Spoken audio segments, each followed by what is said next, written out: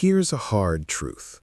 The reason you're exhausted, overwhelmed, and always behind isn't because you don't work hard enough. It's because you say yes to things you shouldn't.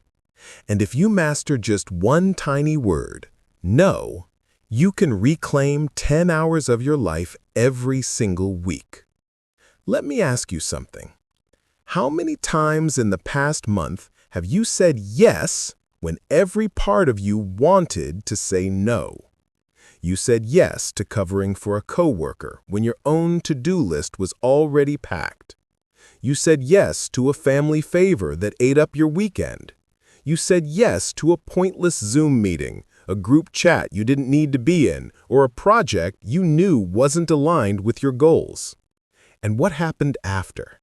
You felt drained, you felt resentful, and you fell further behind on the things that actually matter to you. Here's the uncomfortable reality. Most of us don't have a time management problem. We have a boundary problem. Psychologists call it the people-pleasing trap. It's when you value being liked more than being respected. You avoid conflict, you want approval, you want to be the nice guy or the reliable one, but in the process, you sacrifice your own priorities. The data is brutal. Surveys show the average adult spends up to 10 hours a week on obligations they later regret saying yes to. 10 hours. That's 40 hours a month. That's 500 hours a year. That's an entire quarter of your working life. Gone. Now imagine what you could do with those hours. Study for that exam that could change your career. Work on your side hustle. Spend actual, quality time with your family. Or simply rest, guilt-free. Instead, you're stuck running other people's errands, drowning in commitments you didn't want in the first place. Here's the paradox. We think saying yes makes us kind, but in reality, it makes us dishonest. Dishonest to ourselves, dishonest to others. Because every time you say yes while secretly screaming no, you're not giving your best, you're giving your resentment. So the real question is, how do you learn to say no without feeling guilty? How do you stop being the office doormat, the family go-to person, the friend who never gets to rest? That's what we're about to break down. Step 1. Reframe no. The first step is a mental shift. You need to stop seeing no as rejection and start seeing it as protection. Think of your time as a bank account. Every yes is a withdrawal. Every no is a form of saving. And here's the thing. You only get 168 hours a week. That's your total budget. If you keep spending it on things that don't matter, you'll end up broke. Broken time, broken focus, broke in energy.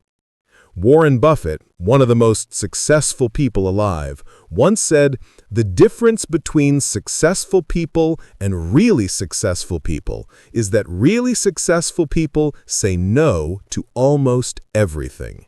That's not arrogance, that's clarity. Buffett knows that every yes dilutes his focus. So the real power move isn't to say yes more often. It's to say yes less, and only to the things that truly align with your priorities.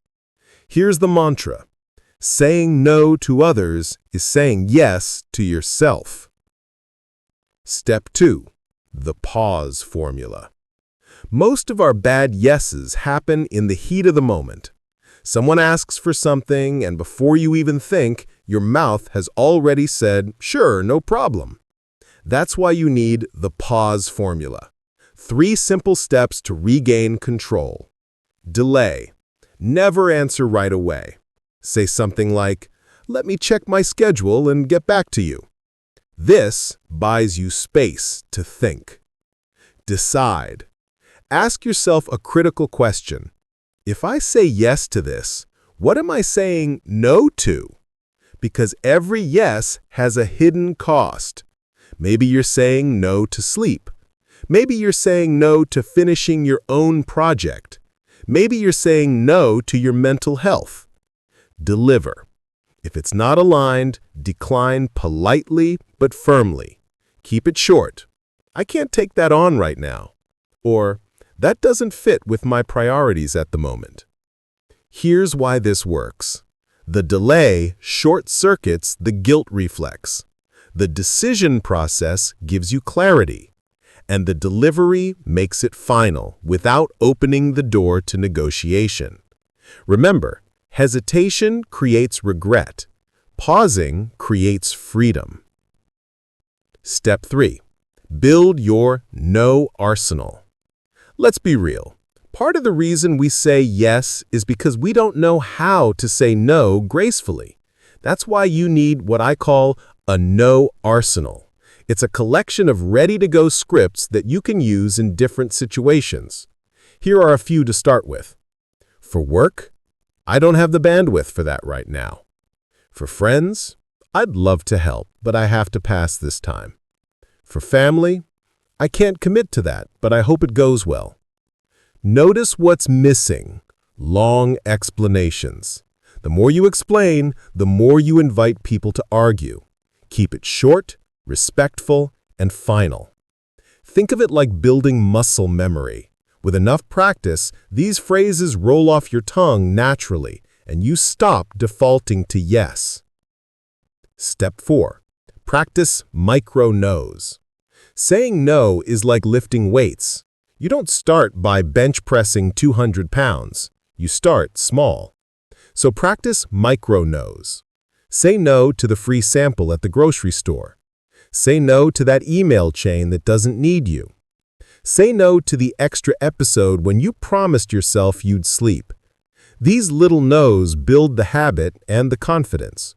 So when it's time to protect your calendar from a major time suck, you're ready. Here's the bottom line. Mastering the art of no isn't about being selfish. It's about being intentional.